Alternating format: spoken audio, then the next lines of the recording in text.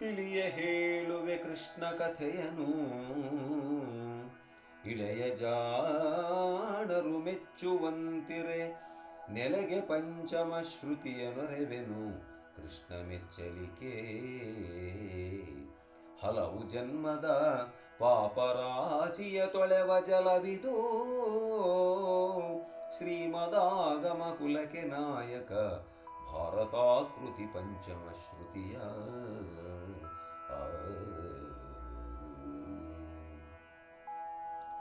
ನನ್ನ ಆತ್ಮೀಯ ಅಧ್ಯಾತ್ಮ ಬಂಧುಗಳೇ, ನಾವು ಈ ಹಿಂದಿನ ಸಂಚಿಕೆಯಲ್ಲಿ ಕೌರವರು ಮತ್ತು ಪಾಂಡವರು ದ್ರೋಣಾಚಾರ್ಯರಲ್ಲಿ ವಿದ್ಯೆಯನ್ನು ಕಲಿತಾ ಇದ್ದರು ಅಂತಕ್ಕಂಥದ್ದನ್ನು ನೋಡಿದ್ದೀವಿ. ಜೊತೆಗೆ ದುರ್ಯೋಧನ ಮತ್ತು ಭೀಮರ ಒಂದು ಮಧ್ಯೆ ಶತ್ರುತ್ವ ಜಾಸ್ತಿ ಆಗ್ತಾ ಹೋಯಿತು ಅಂತಕ್ಕಂಥದ್ದನ್ನು ತಿಳಿದಿದ್ದೀವಿ. ಈ ಮಧ್ಯದಲ್ಲಿ ಕುಂತಿಗೆ ಮೊದಲನೇ ಮಂತ್ರದಿಂದ ಜನಿಸಿರ್ತಕ್ಕಂಥ ಸೂರ್ಯ ಪುತ್ರನಾಗಿರ್ತಕ್ಕಂಥ ಕರ್ಣನನ್ನ ಕುಂತಿದೇವಿ ಮದುವೆಗೆ ಮುಂಚೆ ಮಗು ಹುಟ್ಟಿದ್ರಿಂದ ಜನರ ಅಪವಾದಕ್ಕೆ ಹೆದರಿಬಿಟ್ಟು ಗಂಗೆಯಲ್ಲಿ ತೇಲಿಬಿಡ್ತಾಳೆ. ಆ ಮಗು ನೇರವಾಗಿ ಗಂಗೆಯಲ್ಲಿ ಬಂದು ಒಬ್ಬ ಸೂತನಿಗೆ ಸಿಗುತ್ತೆ. ಆ ಸೂತನ ಹೆಂಡತಿ ರಾಧೆ ಆಯಮ್ಮ ಆ ಮಗುವನ್ನು ಎತ್ತಿ ಮುದ್ದಾಡಿ ಬಹಳ ಚೆನ್ನಾಗಿ ಸಾಕ್ತಾಳೆ, ದೊಡ್ಡವನನ್ನಾಗಿ ಮಾಡ್ತಾಳೆ. ಇಂಥ ಸಂದರ್ಭದಲ್ಲಿ ಕರ್ಣನಿಗೂ ಮತ್ತು ದುರ್ಯೋಧನನಿಗೂ ಸ್ನೇಹ ಬೆಳೆಯುತ್ತೆ. ಅದು ನಭೂತೋ ನ ಭವಿಷ್ಯತಿ ಅಂತ ಬೆಳೀತಕ್ಕಂಥ ಸ್ನೇಹ. ಕುಮಾರವ್ಯಾಸ ಅವರಿಬ್ಬರ ಸ್ನೇಹದ ಬಗ್ಗೆ ಎಷ್ಟು ಚೆನ್ನಾಗಿ ಹೇಳಿದ್ದಾನೆ ಅಂದರೆ, ಬೇಟೆ ಕರ್ಣನ ಕೂಡೆ ಹಗಲಿರುಳಾಟ ಕರ್ಣನ ಕೂಡೆ, ಷಡುರಸದೂಟ ಕರ್ಣನ ಕೂಡೆ, ಶಸ್ತ್ರಾಭ್ಯಾಸವ ಕೂಡೆ, ತೋಟಿ ಮನದಲ್ಲಿ ನಗೆಯ ಮಧುರದ ನೋಟ ಕಣ್ಣಿನೊಳು, ಉಳಿದವರ ಕೂಡಾಟಗಳು ತಾವಿಬ್ಬರು ಒಂದೆನಿಸಿದರು ಜಗವರಿಯೇ. ಯಾವಾಗಲೂ ದುರ್ಯೋಧನ ಕರ್ಣ ಕರ್ಣ ಕರ್ಣ ಕರ್ಣ ಅಂತಿದ್ದ, ಕರ್ಣ ದುರ್ಯೋಧನ ದುರ್ಯೋಧನ ದುರ್ಯೋಧನ ಅಂತಿದ್ದ. ಈ ರೀತಿ ಅವರಿಬ್ಬರಿಗೂ ಕೂಡ ಒಬ್ರಿಗೊಬ್ಬರಿಗೆ ಸ್ನೇಹ ಬೆಳೀತಾ ಇದೆ. ಈ ರೀತಿ ಇರತಕ್ಕಂಥ ಸಂದರ್ಭದಲ್ಲಿ ಈಗ ನಾವು ಮುಂದುವರೆದು ಏಳನೇ ಸಂಧಿಯ ಒಂದು ತಾತ್ಪರ್ಯವನ್ನು ನೋಡಬೇಕಾದ್ರೆ, ರಾಯ ಕಟಕಾಚಾರ್ಯನಿಂದ ವಿಘಾಯದಲ್ಲಿ ಮನನೊಂದು, ರಾಯ ಕಟಕಾಚಾರ್ಯನಿಂದ ವಿಘಾಯದಲ್ಲಿ ಮನನೊಂದು, ಅನಲ ಮುಖದಲ್ಲಿ ರಾಯ ದೃಪದನು ಪಡೆದ ದೃಷ್ಟದ್ಯುಮ್ನ ದ್ರೌಪದಿಯ.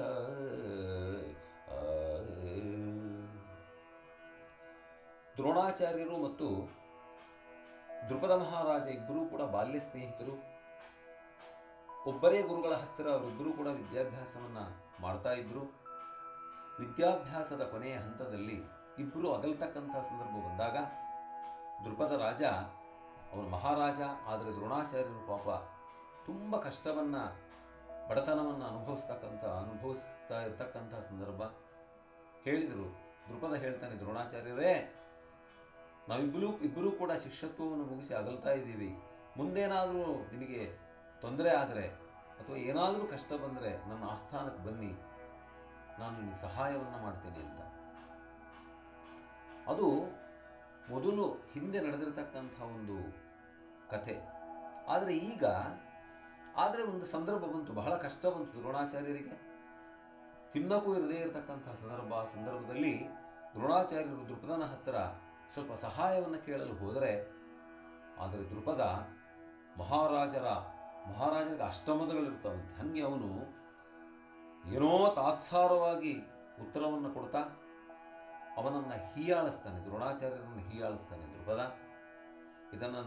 ಇದರಿಂದ ಅವಮಾನಿತರಾಗಿರ್ತಕ್ಕಂಥ ದ್ರೋಣಾಚಾರ್ಯರು ಮುಂದೆ ಈ ಒಂದು ಸೇಡನ್ನು ತೀರಿಸಿಕೊಳ್ಳೋದಕ್ಕೆ ಕಾಯ್ತಾ ಇರ್ತಾರೆ. ಈ ಕೌರವರು ಪಾಂಡವರಿಬ್ಬರೂ ಕೂಡ ವಿದ್ಯಾಭ್ಯಾಸವನ್ನು ದ್ರೋಣಾಚಾರ್ಯರಲ್ಲಿ ಬಂದು ಕಲಿತಾಗ ದ್ರೋಣಾಚಾರ್ಯರು ಕರ್ಣನನ್ನು ಬಹಳ ಅದ್ಭುತವಾದ ವಿಲ್ವಿದ್ಯಗಾರನ್ನಾಗಿ ಮಾಡ್ತಾರೆ. ಪಾಂಡವರನ್ನು ಕೌರವರನ್ನು ಎಲ್ಲರನ್ನೂ ಮಾಡ್ತಾರೆ. ಆದರೆ ಜೊತೆಗೆ ಅರ್ಜುನನನ್ನು ವಿಲ್ವಿದ್ಯಕಾರನಾಗಿ ಮಾಡ್ತಾರೆ.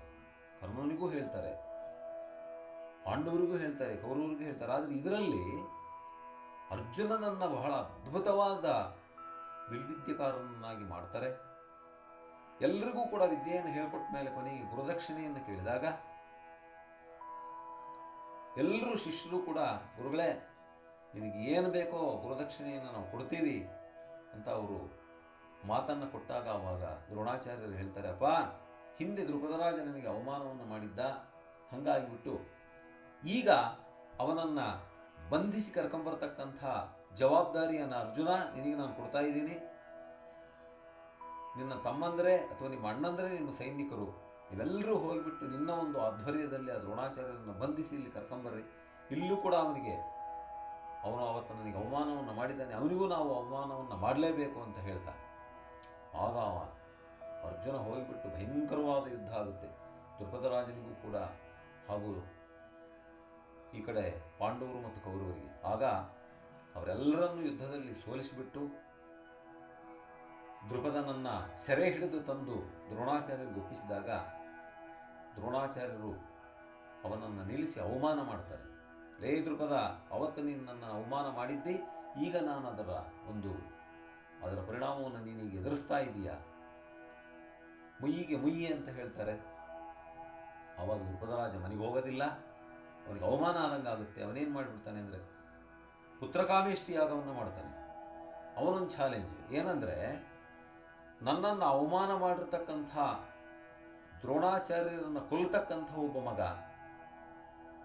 ಮಹಾವೀರನಾಗಿ ನನ್ನೊಂದಿಗೆ ಹೊಡೆದಾಡಿ ನನ್ನನ್ನೇ ಸೆರೆ ಹಿಡಿದಿರ್ತಕ್ಕಂಥ ಅರ್ಜುನನನ್ನು ಅಳಿಯನನ್ನಾಗಿ ಪಡೆಯಲಿಕ್ಕೆ ಒಬ್ಬ ಮಗಳು ಅಂತ ಹೇಳ್ತಾ ಒಂದು ಪುತ್ರಕಾಮೇಷ್ಟಿ ಯಾಗವನ್ನು ಮಾಡ್ತಾನೆ. ಆ ಪುತ್ರಕಾಮೇಷ್ಟಿ ಯಾಗದಲ್ಲಿ ಅಗ್ನಿದೇವರು ಪ್ರತ್ಯಕ್ಷ ಆಗಿ ಜೊತೆಗೆ ಇಬ್ಬರು ಮಕ್ಕಳನ್ನು ಅಗ್ನಿದೇವರೇ ಕರ್ಕೊಂಡು ಬರ್ತಾರೆ. ಆ ಮಗಳೇ ಮಹಾಪತಿವ್ರತೆಯಾಗಿರ್ತಕ್ಕಂಥ ಸಾಧ್ವಿ ಶಿರೋಮಣಿಯಾಗಿರ್ತಕ್ಕಂಥ ದ್ರೌಪದಾದೇವಿ, ಮಗನೇ ದೃಷ್ಟದ್ಯುಮ್ನ. ಇದು ಮಹಾಭಾರತವೇ ಶತ್ರುತ್ವದಲ್ಲಿ ಬೆಳೆದು ಶತ್ರುತ್ವದಲ್ಲಿ ಬೆಳವಣಿಗೆಯಾಗಿ ಹುಟ್ಟಿ ಬೆಳೆದು ಶತ್ರುತ್ವದಿಂದ ಮುಗಿದಿರ್ತಕ್ಕಂಥ ಒಂದು ಕಥೆ ಅಂತ ಹೇಳ್ತಾ ಅದೇ ಸೂಚನೆ. ರಾಯಕಟಕಾಚಾರ್ಯನಿಂದ ವಿಘಾಯದಲ್ಲಿ ಮನನೊಂದು ಅನಲ ಮುಖದಲ್ಲಿ ರಾಯ ದ್ರುಪದನು ಪಡೆದ ದೃಷ್ಟದ್ಯುಮ್ನ ದ್ರೌಪದಿಯ ಅಂತಕ್ಕಂಥ ಒಂದು ಸೂಚನೆ ಅಂತ ಹೇಳ್ತಾ ಈ ಒಂದು ಶಕ್ತಿಯನ್ನು ನಮಗೆ ಆ ವೀರನಾರಾಯಣ ಸ್ವಾಮಿ ದಯಪಾಲಿಸ್ತಾ ಇದ್ದಾನೆ ಅಂತ ಹೇಳ್ತಾ ಮುಂದಿನ ಸಂಚಿಕೆಯಲ್ಲಿ ನಾವು ಭೇಟಿಯಾಗೋಣ. ಓಂ ಶ್ರೀ ಕೃಷ್ಣಾರ್ಪಣಮಸ್ತು.